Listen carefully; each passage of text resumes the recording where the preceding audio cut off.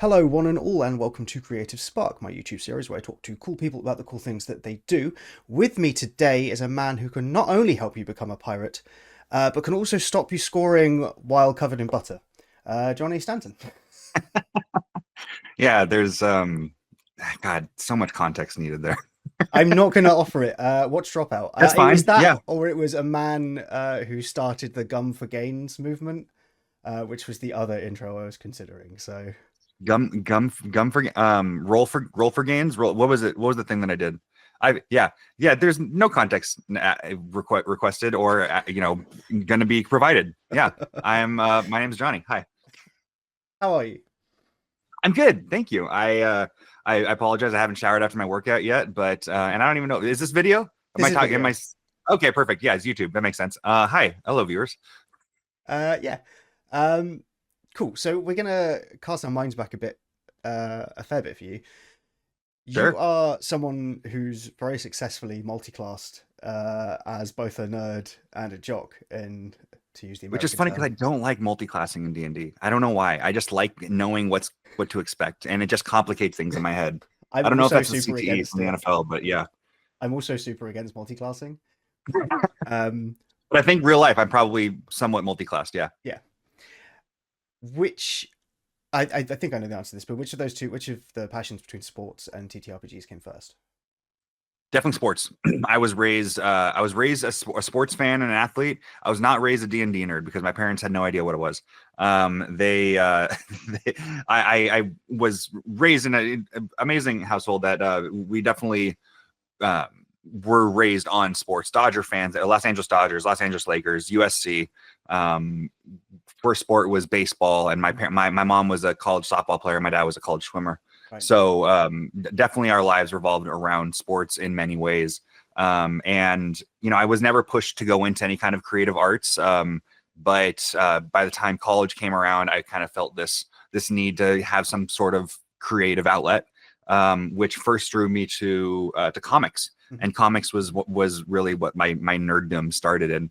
And from there, I think it was my local comic book shop where I first played my first game of D&D after discovering it on some YouTube creator channel. Yeah. And from that point on, comics were out the window, and I was all in on tabletop role playing games. You saw somewhat slowly at first, but it definitely consumed any kind of when you get to the point where like you're daydreaming about like Yep. different stuff that you could do in D&D. It's like I think that's very early on, like when people realize like, oh, I might have a problem. I might have some sort of addictive personality, and that definitely dug its claws into me. How was balancing those two loves initially? There wasn't a whole lot of balancing necessary early on. I was when I made the leap into D&D and first joined my first group. I was at a point where I was injured during the football season. I had torn my LCL on my right knee, so my season was over, and I was honestly, I had just transferred to the University of Nevada, Las Vegas, after a somewhat successful community college football career, junior college football career, and which was preceded by a very uninspired and unsuccessful college football career at University of Nebraska Lincoln. So I was a somewhat big recruit going into college, Mm. and then I didn't do a whole lot. I was considered somewhat of a disappointment, and I felt like, oh man, this is not the college career that I was hoping for. I was hoping to go in and win the Heisman Trophy, and then injuries happen. I tore my ACL my senior year of high school, which didn't help going into Nebraska to fight for the starting job. And then I show up at UNLV. I'm hoping to lead the team to many victories, and then I tear my knee again. And I think at that point I was mature enough to know that if I'm going to dwell on this Mm. and really dedicate myself to coming back to it, I guess two different things. If I'm going to dwell on it, I'm not going to be a happy person. I can still dedicate myself Yeah. to focusing in on returning, but I need an outlet. I need something that will allow me to not focus in on the rough stuff going around. So that's when I just decided to try to start playing Dungeons and Dragons, and that's when the next season I ended up inviting some teammates to start playing with me on the Rebels, And then after that, my final year in college, I ended up getting picked up by the Minnesota Vikings after trying out for the team.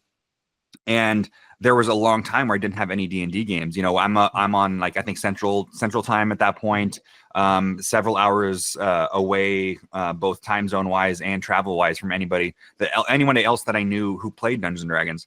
So I was without a game for a good, like, 9 months or 8 months or whatever, until I got hurt my rookie year.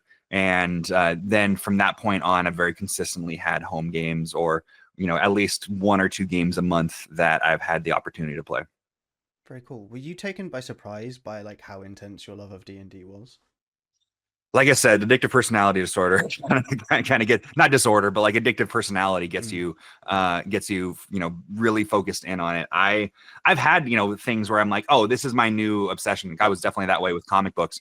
I was definitely that way with things that, like, I'm like, man, I'm so silly for having gotten so into this thing. But I think D&D is the one that is stuck around the most, because I've actually found a community around it. Unfortunately, with comics, I was never able to find much of a community. I was a freshman, sophomore in college, just kind of deciding to read whatever books were at the student union that I could find that looked interesting, and then graduating to the comic book store, and then showing up on new drop Wednesdays, but never really, like, developed any kind of friendship out of it. And then when it comes to D&D, like, if you're going to get into it, you kind of have to develop a friendship, or else you have to get all of your friends involved in it, which I've done both. And it's, I think the community aspect is really what drew me to it. The opportunity to have a reason to, giggle and poke fun at each other around a table where all of us are really present. I think that was the first thing that drew me to it. And then the idea that I was never a theater kid growing up, and I think looking back, I'm like, I definitely should have been a theater kid. I could have rode that High School Musical line of athlete and like theater kid a whole lot, a whole lot more than I think that I could have in high school. I definitely should have made that attempt, and now I'm living out my theater kid dreams as getting to perform in front of a camera or around a table with friends.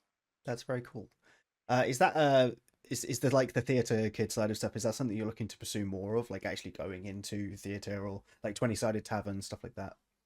Oh man, that I think that I would have to develop a lot more of a skill level with it, as well as develop any kind of notoriety outside of the novelty of being the D&D football player, which I think I've been working towards. When I left the NFL in 2022, I was worried that opportunities within the D&D community and TTRPG stuff would dry up, because the novelty is starting to wear thin, or is further away from being on a team. People aren't going to be as interested, and which luckily I've done my best to develop skills and some kind of staying power, which we were trying to. Well, I personally was trying to, like, kind of solidify with our Kickstarter that went live, that finished up last year. And yeah, it's I forget the question now. I've kind of just been rambling, but just keep going. It's great.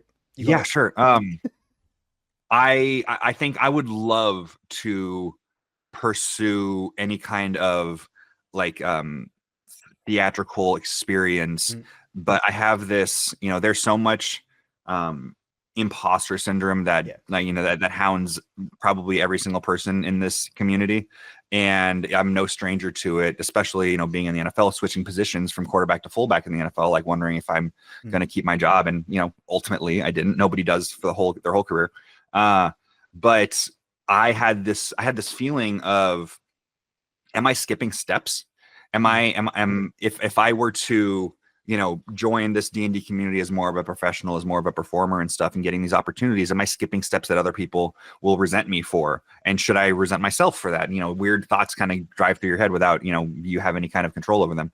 So it's a very similar thing with acting. Like, I think that if I really dedicated myself to it, I could probably be marginally good at it. But I also know that there are, I live in Southern California. I live near LA.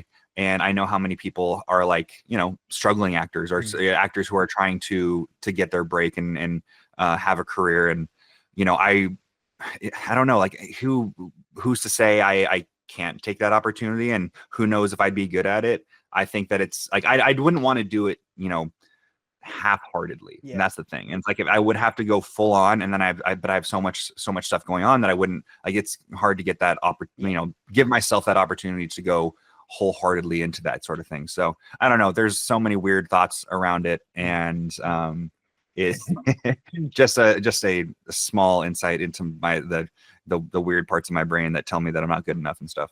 Do you think parts of the imposter syndrome comes from you being split between multiple disciplines? I don't think actually. No, I'm going to rephrase that. I don't think split is Sure. fair, because I think you can be focused on multiple things at the same time. I do it. I Mhm. am a freelance writer. I do silly YouTube stuff, and Yeah, I did a TED talk about it. So yeah, well, yeah, great TED talk as well. We'll get to that. Thank you. I appreciate it. We will get to that. Yeah. Do you think that being focused on multiple things at the same time kind of reinforces that feeling that you're missing something in each aspect? I wouldn't say it helps it. I wouldn't say that it necessarily like gives you a better feeling, unless it gives you like more experience and having to push back against it. Yeah. But I've been having imposter syndrome since high school and before that. Like I was raised up Irish Catholic, so I was always told that, like, hey, always stay humble and make sure that you're always working hard, because somebody else is going to take your spot in the minute you relax. So I was always trying to. I never felt like it was interesting the way that I performed. Especially looking back at like high school sports, is I always performed the best when I knew that I was the guy, that my job was never in question. I was, for whatever reason, I wasn't the guy who felt like I think competition definitely brings a lot out of me, but I think I perform my best when I have been given like confidence by other people. I think I'm very intrinsically motivated, but I do have that, like, it does have that effect of me of sophomore for freshman basketball, all of the other like really good athletes got pulled up to varsity or JV that freshman year, but I was on freshman basketball. And maybe it was just athleticism in general. I'm not a particularly great basketball player, but I just played out of my mind my freshman year because I knew that I was like the guy on the team. And then you play up on varsity, and yes, competition is much, much stronger. But I also, I'm not hitting shots that I normally would, or I'm not having the ball handling or skills that I would otherwise, because I'm so in my head about, taking the most of the opportunity that I would have, that I actually do get. And I think that to answer your question, I think it's something that I've always had to deal with. I mean, in college, having to fight for jobs, it would consume my thoughts. And there's only, especially when I was playing quarterback, there's only one quarterback job on the field. You can't really split time with that. And I would be heartbroken when I would lose quarterback jobs and have to be on the sideline. And it was, it's hard on you mentally, and you have to figure out how to deal with it. And that's why I got into D&D in the first place. It wasn't necessarily to like deal with the imposter syndrome, but it's a way to be able to get my mind off of, like kind of almost escapism, but it ended up becoming much, much more than that.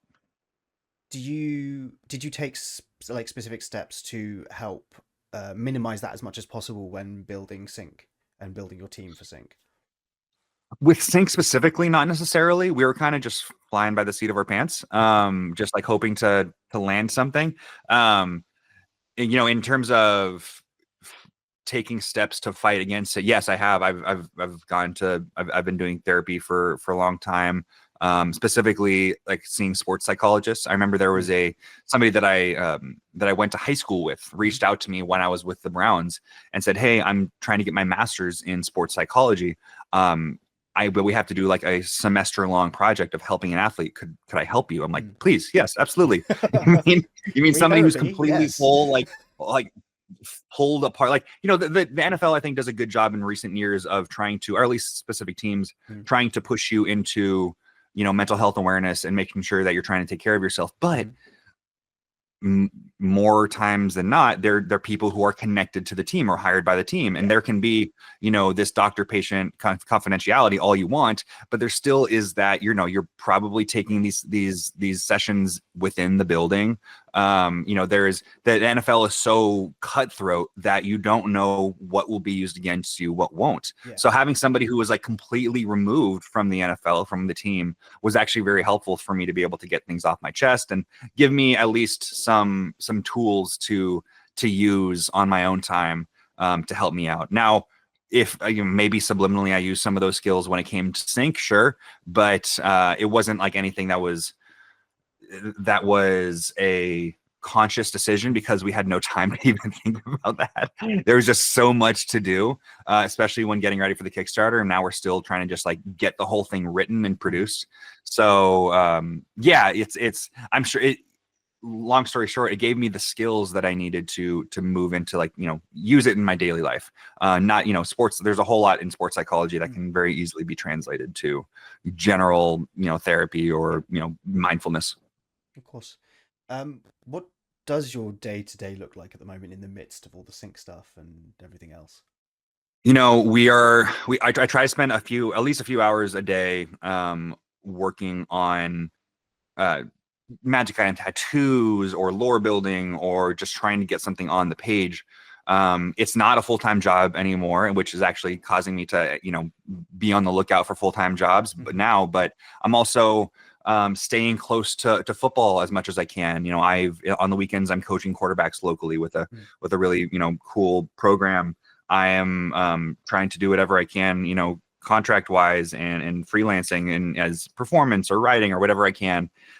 So right now is definitely a bit more of a chaotic time before I'm able to like successfully land like a full-time job that I'm excited about and I'm looking within the industry. So it's definitely an interesting time, but day to day there's no day-to-day schedule at this point. It's like, how can I make myself useful any given day? Makes sense. What kind of job would you like to have? Like, what's the ideal? Yeah, I think something in gosh, this is just weird like question to answer for me because this is going to be my first like full-time job outside of NFL. And so I'm like I learned a lot of skills when it came to creating sync. We're a 3 creator team, myself, Rick, and Sam. Rick is my co-writer and Sam is our artist. And they bring so many great skills to the table that I felt like I needed to compensate and do more and learn these different skills. So when it came down to budgeting, to PR, to marketing, brand development, like all these different things, copywriting. So all these different skills, I feel like I've gotten a really good base level knowledge on, and now it's just getting a job that'll actually have that as part of the title, as opposed to just like founder or writer or creator or whatever, which can mean anything. So yeah, I'm open to a lot of different things. I'm in talks for a couple different positions, so hopefully something like that lands. Fingers crossed. Would you want to keep doing your own creative stuff? Like after sync, will you go on to do another Kickstarter and so Kickstarter, as like, we were very, very lucky to work with Hit Point Press, and they are our partners with the project. They are partners on getting it published, and were so important in creating a Kickstarter that was even usable and workable and looked any kind of good.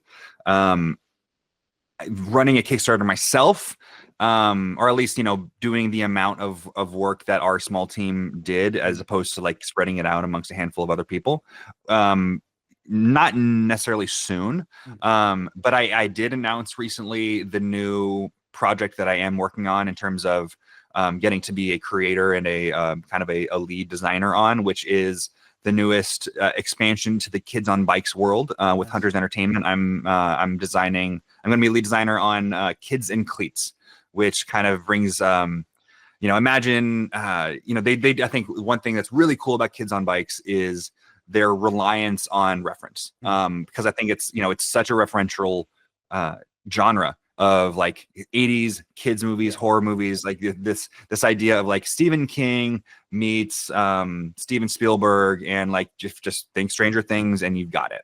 And for me, I'm like, I want to do something like that.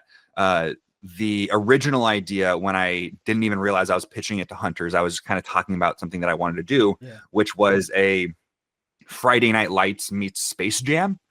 Nice.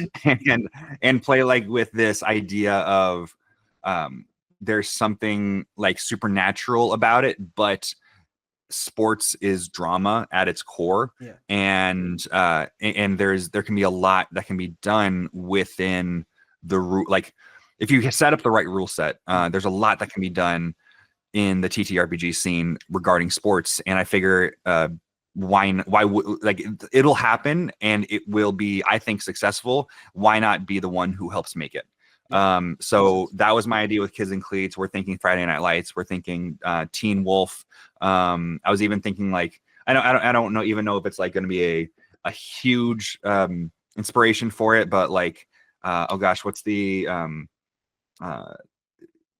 Jughead and the like the comic book series Archie. into TV show. Archie. Yeah, Archie. What is it? The show Riverdale. that's Riverdale. Thank you. So like I was even looking at like Riverdale to kind of think of like inspiration or like kind of vibes like and stuff. So which actually led me to Teen Wolf, and I'm like, oh my gosh, this is perfect for it. Yeah.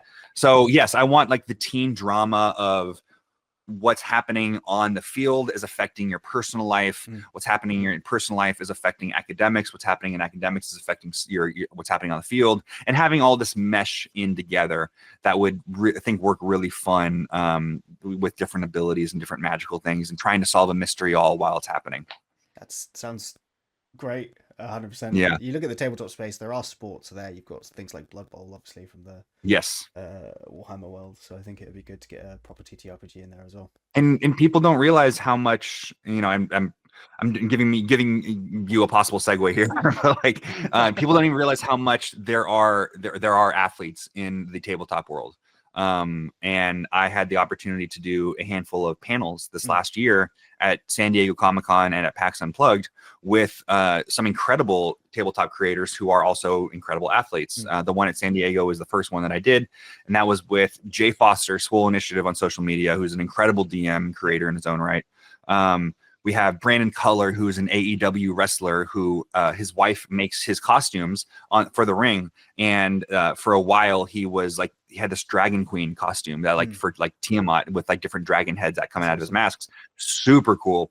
And then Alicia Marie. Alicia is a cosplayer, a model, a fitness model, bodybuilder, just like an awesome performer in the space, but also just ripped as all hell. And then the one at PAX Unplugged, so ripped. The one the one at PAX Unplugged was super cool because I think we might have sold out the little room, the little theater that we had, and that was with Abria Iyengar, Ify Wadaway, and Tank Tolman. All of whom have incredible followings. Tank was a former MMA fighter and now has transitioned into a wholesome content creator with his like Viking character.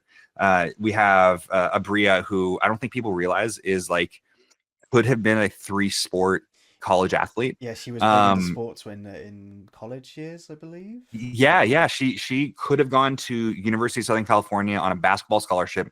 She declined that for a volleyball scholarship at the University of Iowa, and she ended up leaving Iowa to go to junior college and then bounce back to UCLA to do track and field. So she's just an absolute freak athlete, and it was super fun like doing my deep dive research on her like old yearbook photos and old like in college interviews for freshman athletics at University of Iowa. And then showing that up on screen and surprising her, which was so much fun. And then Ify is Ify. He and I fight over the the title of like strongest guy in TTRPG performance or performer. So he is we talked about his entrance into weightlifting and fitness and everything. And if he's just a ball anytime I get to see him. So that was super fun. And then my podcast, Athletics Check, I get to talk to not only athletes who are have nerdy hobbies that they want to talk about, they get passionate to talk about, and they don't get the opportunity to talk about it as much as they'd like, as well as people in the nerd community, actors, voice actors, writers, what have you, talk about their relationship with sports, whether it's positive or negative. We get to talk with a former guest of your show, Amy Vorpal, with her she is really into Muay Thai. So I got to go do a Muay Thai class with her, which was really cool. Awesome. I got to talk to Clint McElroy of the Adventure Zone and talk about his experience growing up, being an absolute and still an absolute major fan of the Cincinnati Bengals and baseball. And there's so many more people than we'd expect that are nerds just because like they're fans of sports and athletics and everything. that oh god, the light just kind of probably came down on It's fine. there's It's a fine. neon light that turns on a timer. I apologize. But yes, it's just fun to be able to get people to talk about the things that they don't normally get to talk about, but they're still really, really passionate about, because that was an experience that I had that I want other people to have. I have a question about Ippy. Yeah. He did a normal person versus athlete on a Dropper Yes. episode as well. On Nobody Asked. Yes. Would you consider the absolute monster of a unit that is Iffy to be a normal person in that context? So when it comes to soccer, going up against a professional soccer player, yes, absolutely. I would not say that he has any kind of pre-existing like knowledge that would give him, or experience that would give him an advantage over anybody. Yes, he is generally athletic. He also talks about how he never played a sport in high school. And he growing up, I think he did a handful of things, but his parents told him that he couldn't play different sports. Okay. So I think a lot of people know, at least I know a handful of people who are kind of the meatheads who, if you ask them to try to throw a ball, they'd probably look silly. I'm not going to say that if he's like that, but he's at least closer to that than a profestional soccer player, for example. Johnny Stanton. Johnny Stanton said if he can't throw a ball. I'm not going to put my name on there, but yeah. It's too late. It's on the video. There you go. I wouldn't do that to you. Do you think so? Obviously, your podcast, as I said, you're talking about this intersection and stuff. Do you think it's actually a lot more common than like anybody realizes? Yes. No, I definitely do. I don't think it's by any means like a full circle. I think there are plenty of people who have zero interest. I talk to the amount of times I have a conversation where somebody realizes that I have that intersection and they say, "I'm so sorry, I can't talk to you about football. I don't know anything about it." I'm like, that's completely fine. That's literally my like one half, and then the other half I can talk to you about nerd stuff, or everybody has multiple things that they're passionate about. Or somebody who is into sports, and I tell them about D&D, and they're like, I don't know anything about that. I'm like, that's completely fine. I'll talk to you about the conference championships this upcoming weekend. So what I do think is fun, though, is that it is much more popular than people realize. And it's the thing, though, the time that became really not like noticeable to me, and kind of sparked the light bulb above my head, was when I signed with the Cleveland Browns back in 2020. I was the first fullback to join the team in probably a couple years. So fans got excited because it's kind of a novelty position. And people were asking me, like, over Twitter, in the good old days of Twitter, people were asking me, like, what's something about you that people don't know? And I made the decision that night after getting signed. I remember I was out to dinner with at the time my girlfriend's parents, who became my in-laws, and I remember answering a couple tweets, like when conversation dulled and stuff, of I was like, why not actually be really honest about this and actually, make this a part of my brand? There are a ton of people who are like, to make it in the NFL, you need to put your head down, get yourself a career. You can have a personality later. And you can still have a personality. It's just more the social media side of like, do you make that personality really known? And I decided, why not give myself something that helps me stand out. So I said, I'm a big D&D fan. And that exploded. There was so many people who were really, really excited about that. And I don't know if it was like, I probably pulled from both sides as opposed to the people who are in that intersection. But it was exciting to see the amount of people who are like, I had no idea that there was somebody who actually was willing to make that part of their personality. Somebody makes that part of their brand, as being that junction between the two. So it made me proud when people were really excited about, for example, I would get messages every once in a while saying, I can finally connect with my dad, who never understood the TTRPG stuff, because I was able to relate to him through you. I was able to tell him, like, hey, there's this NFL player who's into the thing that I'm into, which might, cause him to be more open. So that kind of example really makes me proud of. It's not by any means the most important work that can be done, but it's something that I'm sorry about the siren, if that's showing up. Um, sometimes it's me, so it happens. yeah, sure. It makes me really proud that there is a little intersection that I get to be um, very, like, sometimes helpful in helping build connections between people. And in all honesty, I think the more people you can get into TTRPGs and the more people you can get into sports, there's so many benefits you can get into both. Yeah. I am very much a proponent of somebody who says that the world would be a better place if more people played D&D or TTRPGs. And I think the world would be a better place if people had the experience of getting to be at a part of a sports team and really work together in that kind of way, because it's unlike anything else. So building up that, making that intersection larger and larger in the Venn diagram, I think can only be a good thing, because especially learning the benefits of it later in life can affect people in a really great way.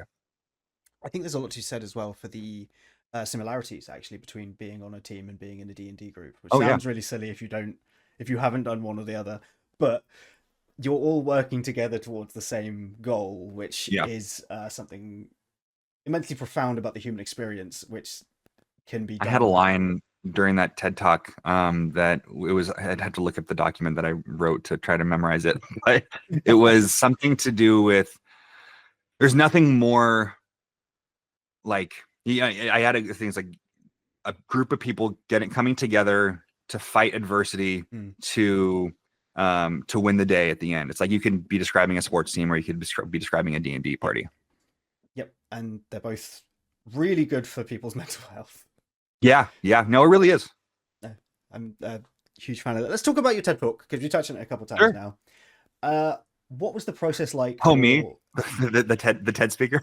The TED speaker. It was a TEDx talk. Let me be completely clear. It's not like I got invited by University of Binghamton University over in New York to go speak, which was very, very cool. What's her name? Hannah Fry, the English mathematician who's like does comedy and stuff and showed up on Taskmaster last month for the New Year's thing. She did her TEDx talk at Binghamton as well. She also has, I think, like 100 times more views on it than I do, but she's a big celebrity. Anyway, you're downplaying the fact that you are a professional level NFL athlete, as well as somebody who's done a TTRPG, which has been shown off by Critical Role, which is undoubtedly the biggest TTRPG show in existence. I feel like you're downplaying achievements here. I have a very interesting perspective, I think, to say the least. Unique for sure. And that feels weird to say. I have a unique perspective, I can't claim that it's interesting. Okay, I think it's an interesting perspective, so you can now say that. Sure. It's Jason approved, which means literally nothing. Means something to me. Oh. Yeah, what was the process like for like writing the TED Talk? How nerve-wracking was that in comparison to like playing football and stuff? They do a really good job of helping you walk through it. They don't, from what I understand, at least Binghamton University doesn't prescribe you something to talk about. Okay. You get invited to do it, and if you say yes, they say, cool, what do you want to talk about? And then you have this whole giant, analysis paralysis, decision making, like brain fart. Like, well, what am I? What can I talk about? Like, who's giving me this platform? Like, why do I have the platform to talk about something when I don't know more than? There are so many people who know more about things than I do. Why am I given the opportunity to talk about it? So I figured, like, why not try to use an opportunity to talk about the thing that I think I'm probably most, or at least more than most people, able to talk about, the intersection between sports and TTRPG. And I tried to expand it to be a little bit more insightful than just like, hey, sports and D&D are both cool. You should do both. I didn't want it to be like, you should play Dungeons and Dragons. It ended up becoming a conversation where I wanted people to take advantage of the opportunities that crossing over passions would allow you, whether that's with your job and your hobby or different, people, it's been said before that entrepreneurship is simply finding two things that haven't been combined before and combining them. And like, I guess that's kind of what I'm doing. So it was very interesting. I went through a ton of different drafts for this, and they tell you to not memorize it, just like, you know, remember different talking points and like kind of bullet point it out. But good Lord, I'm like probably not great at that. I wanted to sound well spoken and able to like be confident about the things that I'm talking about, which I would be one way or another. But sounding like it is a different thing, and it's a lot better if you're able to memorize that specific part, of course. and have it actually written out in the way that would be sound perfect, as opposed to, you know, stuttering over yourself or whatever. So yes, it took a long time to memorize what ended up being a 17-minute speech. And there was a point, it does not shown in the YouTube video, thank goodness, because I think I asked for it, but there was a good like 10-second pause that I took in near the beginning, or the like beginning middle of the speech, where I kind of lost my train of thought, or I lost my point. And I remember staring down to like the bottom right of the stage, not like making sure that I wasn't panicking. I was kind of still like, I was in a panic mode, or like very, very easily could have gotten to panic, but I'm like, okay, just breathe through it. And like this is where the mindfulness comes in. I'm like, hey kid, this isn't the end of anything. This is not ruining anything. It's okay. Take a second. And it was definitely more like, you know, people say like, take pauses when you're speaking. It makes you sound smarter than you are, maybe. And this was definitely a pause that was a little bit too long to make anybody think that it was intentional. And I remember Binghamton did an incredible job. We didn't have like a massive audience by any means, but they had an ASL sign language interpreter who was working. And, you know, I don't think she was given, she probably was given prior access to my speech, but she's, you know, she's watching me to time it up and everything. And I remember like there's a good pause where I'm trying to remember where I am. And then I remember locking eyes with her, and she gives me a smile. I'm like, I'm good. I know where I am. And then I kept going. And I'm like, that's the thing, more so than, you know, it's such a blur when you're on stage. You're trying to figure out what to do with your hands. You're trying to like walk within the little like pad circle of the TEDx logo, and you know, remark to the presentation that you did behind you.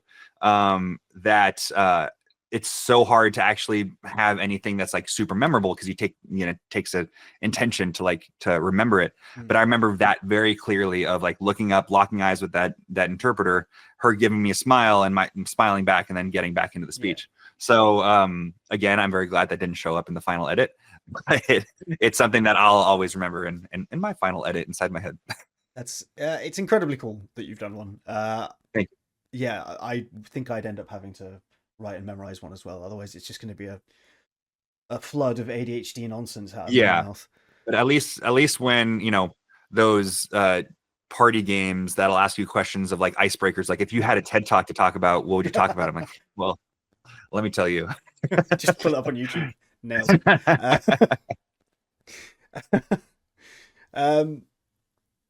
I want to talk about something you mentioned in the TED Talk. I want you to do your British accent. You want to hear my British accent? I do. Oh God. I'll do an American one if it helps. Sure. Well, I don't know. When does this come out? This will be out next Thursday, so the 6th of February. So this Thursday, I am in a really, and this is all, you'll bear with me. This Thursday, I'm in a charity event with the aforementioned Tank Tolman, wholesome content creator, Viking. And we're both friends with a guy by the name of Scotty Kramer. Scotty K Fitness on social media, has a massive following. He's a short, buff dude, bald head, giant red mustache. And we are doing a charity event, a charity Fallout stream that he it benefits his daughter's foundation, the tubular sclerosis action fund or something. I forget exactly what it is, but they care for people with tubular sclerosis. And the Fallout 2D20 system, there's a handful of like classes that you can play. There's the Vault Dweller, there's the what is it, the Brotherhood of Steel, like you play a member of that, and then you can get into like the non-human characters. You can play a ghoul, you can play a super mutant, or you can play a Mr. Handy. And I decided that I'm going to play a Mr. Handy, Codsworth from Fallout 4, and I Okay. am and I'm doing the butler British accent, Hmm. very very very joyful. Says, "Oh, hello, I am Radon. I'm what is it? Radon, robotic apostle of the divine order of neutronites." So that's just a little silly taste of my bad British accent. And but if you want to see more of it, I'm sure it'll be recorded to be it's going to be this upcoming Thursday from which we are recording, which is the 23rd. 23rd. Yeah. So afterwards it'll probably be, I think it's going to be on Scotty's stream. So one way or another, we would love for your viewers and listeners to donate to that amazing cause. It's benefiting the tubular sclerosis. I keep on putting myself in a position to mispronounce that foundation, but is also benefiting foundations fighting the LA wildfires. So something that's obviously very near and dear to me because I live in Southern California. So it's going to be very cool. And if you want to see me butchering a British accent for longer than that one line, you can watch that stream. Our accent deserves it, to be fair. I butcher the British accent regularly by doing more British accents than my one Okay, as so it what is. is your region of England? What is your So I'm in the accent, south. regional accent? So Your south. Okay. technically, my regional accent should be more like this. So it'd be talking more like talking about tractors and things like that. Okay. But my accent is like this because my mum had a speech coach when she was a kid because they moved here. Most of my family are actually from up north, so technically my accent would be more like this if I spoke more like the rest of my family. But Well, I think what's so interesting, and talking about British accents, and I'm by no means any kind of dialect like students of dialects, but Britain being so like insular for centuries, like mm, you wouldn't go more than like a couple miles from your hometown, is what causes it to be so regionalized with yeah, the accents. Whereas American is like, there's like a handful of American accents, but like the distance between different accents is like halfway across Europe. yeah, Whereas, if you go to a town 20 minutes away in in Britain, they might have a 100%. different accent. And I think that's so cool. And now I imagine that the dialects, like the regional dialects, is probably much more lessened now that there's like stuff like television or the internet that to like really localize everybody. I think that's probably true. I'm also not a dialect like expert. But yeah, I would imagine that at But you some have an point accent. I'm not the one with an accent. You're the one with an accent. I I'm have. kidding. You're not wrong. I see. The thing is, so this is an interesting thing about dialects. I view myself as having like the most vanilla accent Sure, I going get it. because it's Yeah, just like the Queen's King's English, I guess. yeah. Not a royalist. But everybody thinks that they have They a do. vanilla. Everybody thinks that like, oh, I'm the one that sounds normal. Yeah. I was born and raised in Southern California, and I'm sure that somebody could very easily tell that from the way that I speak. I've also lived in Minnesota and Ohio and Nevada and Nebraska or whatever, and I'm sure I've picked up different regionalities from each of those Mm, places. But I think, I don't sound like a surfer bro, so I don't think people are gonna assume that I'm from California, but I'm sure somebody who actually can listen for it can easily tell, like, oh yeah, you're from the that'd be Los like Angeles the area. odd thing. Yeah. Well, yeah, and then there's like different words that like, oh, do you say soda? Do you say pop? Do you say Coke? And I remember there's a little map that you can take online. It's like on New York Times or something. It says, okay, what do you call the point in a road, like an intersection that just goes in a circle? Do you call it a roundabout? Do you Yeah. call it a oh god, there's other names for it, but like obviously I call it a roundabout. And different regional areas of the US will say different things. And then when you give an option of like 20 of these regional things, Mm, they can say like, oh, you're actually from this specific county, this that's specific amazing. town in Nebraska or something, where Yeah. they say this combination of words specifically. It's fascinating. I find Oh yeah, accents completely fascinating, especially as somebody who does DMing and likes to give all of my NPCs accents for some reason. yeah. I hate myself. I think that's the reason. Uh, You just have to stop thinking that you're sounding weird. I think like yes, I a am hundred not good percent. at that. I think my goal is to stop thinking that I am sounding silly and just commit fully, I give all of which is my just DMing in general. 100. I mean, DMing, you're inherently sounding weird because you're like, yeah, Yes. as you try to tickle the inside of the mimic's mouth, and then you're like, what is that's not a sentence that should ever come out of anyone's mouth. I think it's the first time that's been said. Yeah. Yeah, D&D's weird. But that's the joy of it. As somebody that wanted to be a theatre kid and wasn't. as well. Um, let's go back to D&D in general then. Do you get much chance to actually play? Not as much as I'd like.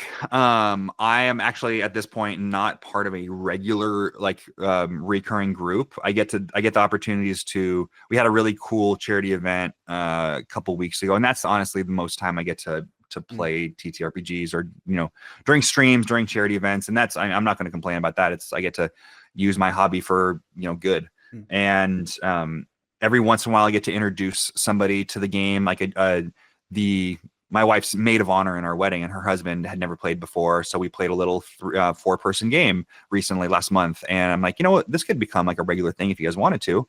So maybe that'll be my next campaign, the next regular game. But all of these creative juices for D&D, I'm trying to like direct into sync, which I don't think is necessarily like, there's not a wrong way of doing it, but you can't say that like, okay, playing more D&D is going to cause you to be more creative. The more you read, the better writer you are.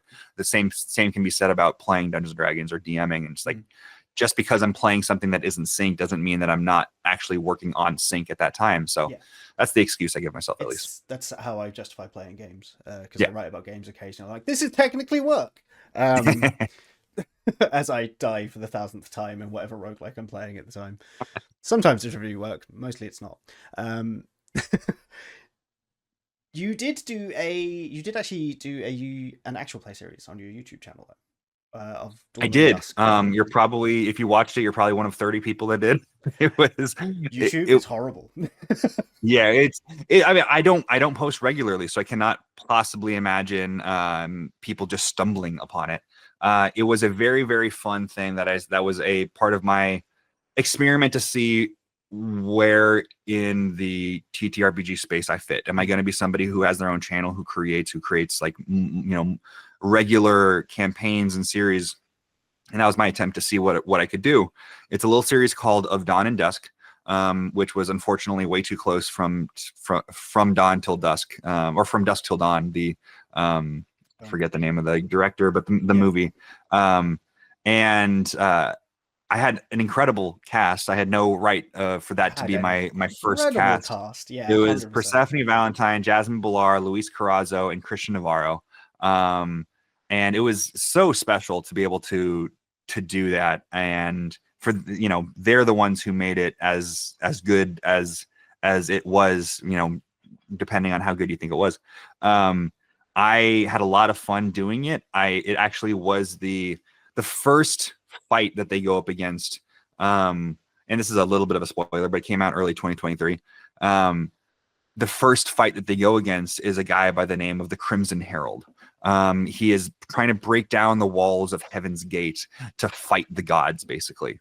And he very well might win. Like, this guy is a badass, and that's the first fight that the party gets to go against these guys, and they're like level 15, I think. So they're no slouches either, and it's a good fight. It's fun, and I was the whole goal of that fight was not only to just like introduce the world and kind of the stakes, but I also was hoping for a little bit of a red herring of the first. Like, is this villain have anything to do with it? And it kind of does, but more just like sets the stage. And we're like, okay, this red herring guy, what are we going to call him?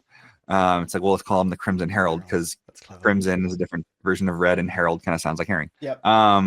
So that ended up becoming the name of the company that I started to help kind of facilitate sync.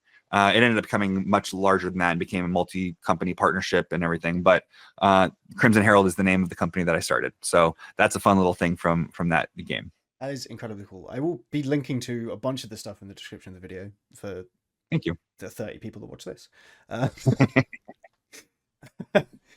What advice would you give anybody who feels like they're being torn between two seemingly conflicting interests? The best advice that I can give is, if you are getting pressured to make a decision, see where like that decision is originating from. Is it coming from somebody else who has your best interest in mind? Is it coming from somebody who maybe doesn't have the full context of what is actually important for you? Or is it coming from internally? Is it coming from your own imposter syndrome, thinking that you can't possibly do both of these things because nobody does that. Nobody has done it before, maybe. And they made a whole they made a whole movie series about it on Disney Channel called High School Musical. It's like you know you can at least try. I think that's the important thing, is try to figure out how you can ride that line between those two identities. And honestly, I my favorite comic book character is Aquaman, because I love the idea that Aquaman is torn between the two worlds, not accepted as an Atlantean, not accepted in the humans, and like somebody who is the king, or somebody who's like supposed to be very important to and defenders of the humans, not being accepted by either, I think was always really, really interesting. And I don't know if that ended up leading me into this, like, riding the line between the jocks and the nerds.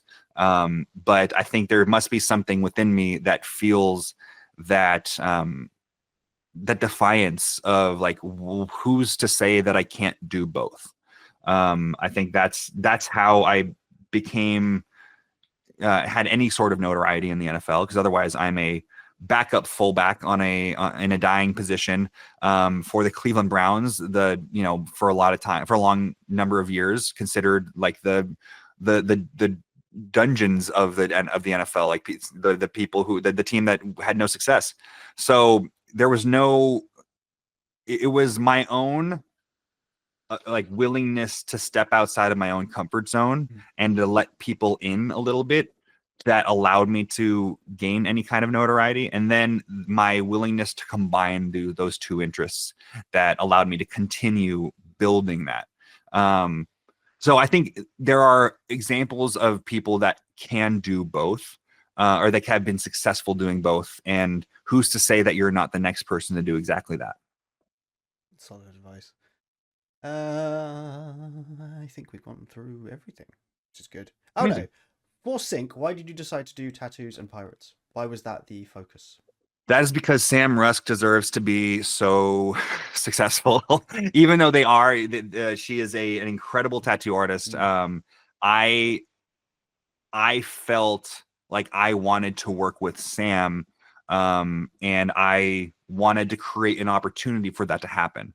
I also really wanted to create something official with my buddy Rick, who is my dungeon master. I think an incredible writer, super talented graphic designer. He wears so many hats, and he and I have wanted to do something together for a long time, create something. He helped me write Of Dawn and Dusk. So it got to the point where I was like, okay, I really want to work with Rick in something. Sam's an incredible artist. I think that her art should be the not just like flavor. I think it should be the whole meal of a TTRPG book. I asked her, like, have you ever done art for like a TTRPG project? And she said no. And I said, well, we should change that, because you deserve every bit of success that is ever going to come your way. And I asked Sam what type of game, what type of story do you think your art would lend itself most successfully to? And she says, well, pirates feels obvious. Like, it feels like, not that they necessarily had those style tattoos, because it wasn't made until centuries later, but when people think about pirate tattoos, they think of American traditional tattoo art. And then she says, well, I'm a big nerd too. I'm a big D&D fan, so I think a dungeon crawler would be really cool. So I said, why not both? And she said, oh, wow, that'd be really cool. And then a month later, I came back to Sam and said, hey, so we're going to do this XYZ. We're going to make it a one shot. Are you down? And she's like, sure. Yeah, let's do it. So it became a one shot, it became Treasures of Deep Grotto. And from Treasures of Deep Grotto, we pitched it to like a dozen or more publishers in the space, and decided that we wanted to work with Hit Point Press, because they are incredible at what they do, and they actually took an interest in what we were doing. So then it started that multi-year long process of starting the Kickstarter and producing the book and making sure it looks as polished as possible. And we were lucky enough to the Kickstarter raised 280,000 or so, and since then we've raised over 20,000. So we say roughly about $300,000. What is it called? It's Kickstarter and BackerKit are versions of crowdfunding. Crowdfunded $300,000. So it was honestly a way to best utilize Sam's artwork. Sam's an incredible artist as well, like, even outside of the tattoo genre and everything. But we wanted to use their bread and butter of American traditional tattoo art, a kind of a version of it that she calls pop traditional, using kind of the more D&D or nerdy themes in her very saturated, colorful artwork. Yeah. And then I've had the job of making mechanics out of the tattoo art that she designs.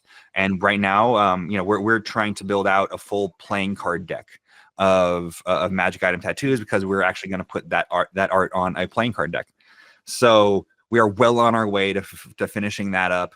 And we have a campaign. We have a bunch of subclasses, 4 subclasses that are built specifically for sync, between kind of the pirate idea, nautical ideas, as well as an actual tattoo artist wizard. And we're just so excited to get the actual working book out to everybody. It still won't be released for another little while, but it is available for pre-order on BackerKit. And we're just so excited for people to be playing it on their home games. I can imagine. Is there anything else that you'd like to plug at all? Oh man, I talked about the TED Talk. I talked about Athletics Check. I talked about the panels at conventions. Talked about Sync. Yep. I feel like at that point, I'm pretty good. I even I even threw out some like, "Hey, looking for a job" kind of thing. So I'm good. Thank you. That's fine. Okay, thank you so much for coming on. Yeah, absolutely. Really Thank you for having me. man. The sign off was coined by Pointy Hat because he was the first person I interviewed for this. We're just going to wait with the camera. Love him. Nice and simple. So, if you would join me, goodbye.